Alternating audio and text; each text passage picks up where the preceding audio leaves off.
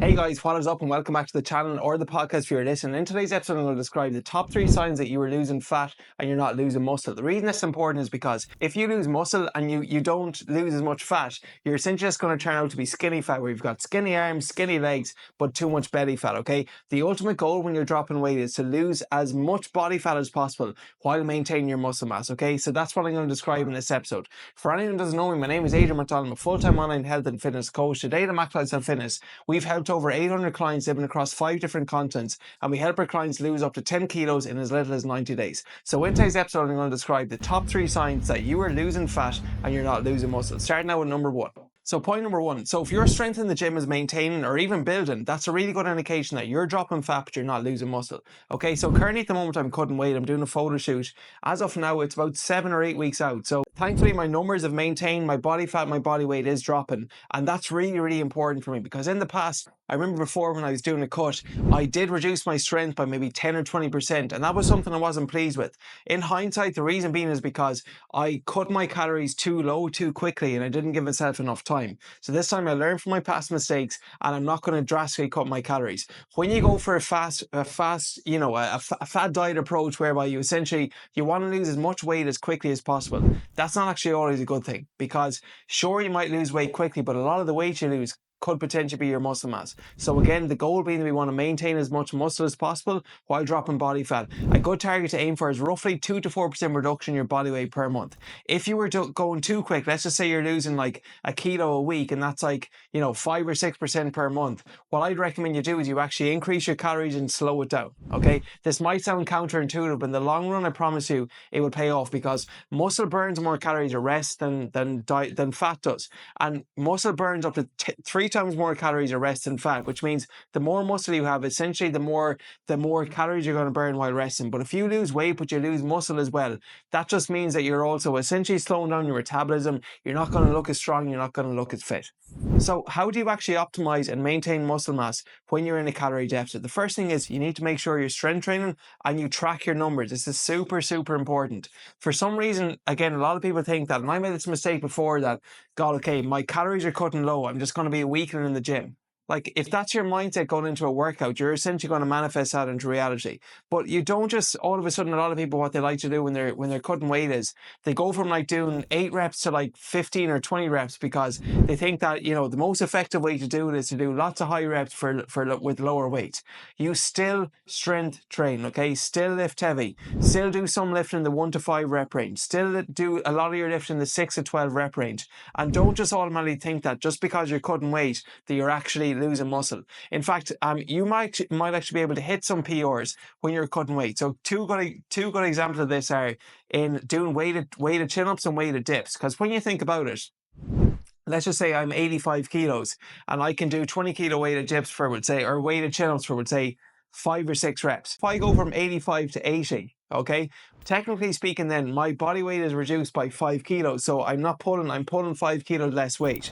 So I actually should be able to increase things like my chin-up strength, my tricep dip strength when I'm in a cut. So that's, again, something to keep an eye on, all right? Other things then are just you focus on progressive overload. So make sure you know your numbers and that you're adequately focusing on at least trying to maintain those numbers as best as possible. Now, again, what a lot of people do is that they cut their volume too much. If you're reducing your calories, okay, you probably are not going to be able to handle as much volume and as much training as what you were doing when you're in a calorie surplus. Because when you think about it, okay, if you're doing, 15 sets per session, okay, per body part, well, that's going to be harder to recover from 15 sets when your calories have also reduced by 500. So what I would recommend you do is that you maintain your strength training, you train with high intensity, you try to maintain your lifts, but just what you could do is reduce your volume slightly, maybe 10 or 20%. So rather than doing, let's say, 20 sets or 15 sets per session, you might reduce that from 15 to 12.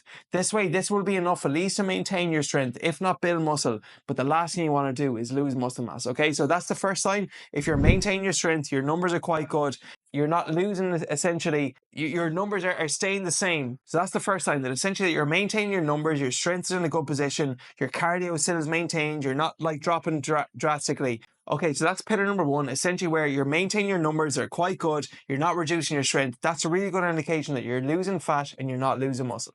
Okay, so the next time that you're essentially losing fat, but you're not losing muscle, you're still getting really good pumps in the gym and you're looking full in the mirror. So, for example, I use myself as my own best example. Just last weekend gone by, I did my first half marathon of the year. So 2 days leading up to it, I did a huge carb refeed. Okay, so for example, on one day alone, I had over 800 grams of carbs. That is a lot. But I remember just looking myself in the mirror, I'm like, whoa, my muscles look absolutely swollen in a non-braggy way at all, because I loaded up my carbohydrates. And when you think about it, okay, carbohydrates, they get stored in the muscle as glycogen. So glycogen is essentially carbohydrates stored in the muscle. And if you're like looking full, you've got vascularity, your veins are looking good, okay, you're getting good pumps on, this is a really good indication you're maintaining your muscle and you're losing body fat. On the flip side, if you look flat as a pancake, you feel weak, you're not getting pumps in the gym, this might be an indication you're either doing one of two things. Number one is that you're not drinking enough water or your electrolytes out of balance, or number two is that your carbohydrates are too low.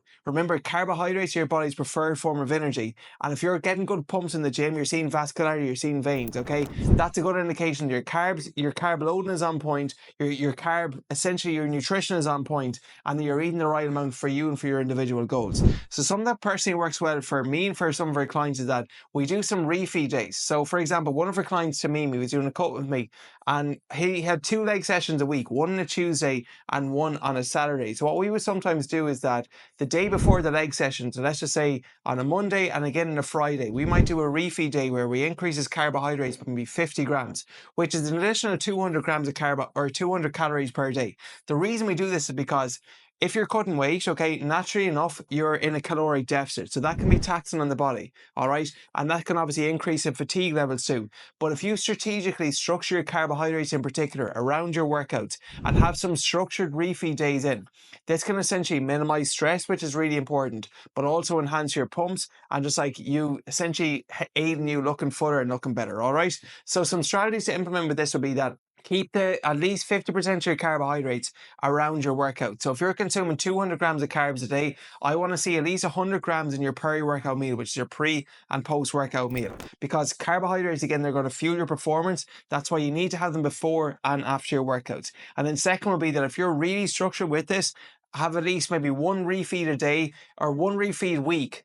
I would recommend if you're really doing like a drastic cut. Now, if you're more flexible, your calories aren't too low, and like you're cutting body fat more casually, you probably don't need a refeed maybe once a month, once a fortnight. But if you're like really cutting it now and your body fat levels are quite low, you want to go from like, I don't know, say 15 to 12 or 12 to 10, that's when I'd recommend implementing more regular refeeds. So essentially it would help wash off fatigue, enhance your performance, and also enhance your pumps, okay? But that's a second sign that if you're getting good pumps in the gym, okay, you're not looking flat as a pancake, that's a really good indication that you're losing fat, but you're not losing muscle. And then finally, number three is that your body measurements are changing and not just the scale.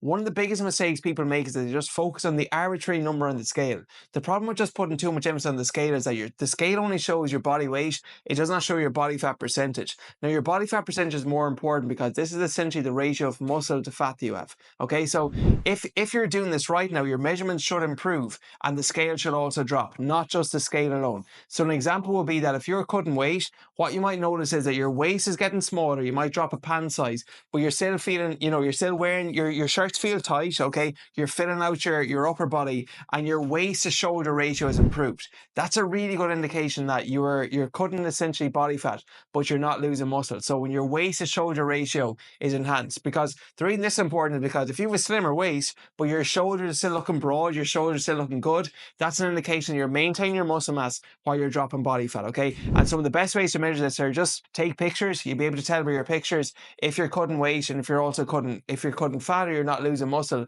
Second will be that if you want to go like in the standardized way, like getting a DEXA scan, or even like a cheaper way, just get a calipers. But other ways too, like just you'll know yourself how you feel in your clothes. So at the moment I'm doing a bit of a cut and it's like I'm seeing more vascularity in my arms and seeing more veins, but I know that I'm not really losing I'm not losing weight too quickly. So that's a good indication to me that I'm cutting fat, but I'm not cutting muscle. And that's the last thing you want, okay? So just to recap, if you're maintaining your strength, okay, if you're getting good pumps in the gym, and if your body measurements are improving, not just the scale, these are all good indications that you're losing fat, but you're not losing muscle. And also the inverse is true, that if your lifts are going down in the gym, you're not getting good pumps, and your measurements aren't improving with the scale is going down, that might be a sign that you need to slow it down, that you're losing too much muscle and you're not losing enough fat. Okay, so that is all for this week's episode. It's a bit of a shorter one. If you're listening to this on Spotify or Apple, please make sure you subscribe so you don't miss out on our weekly uploads.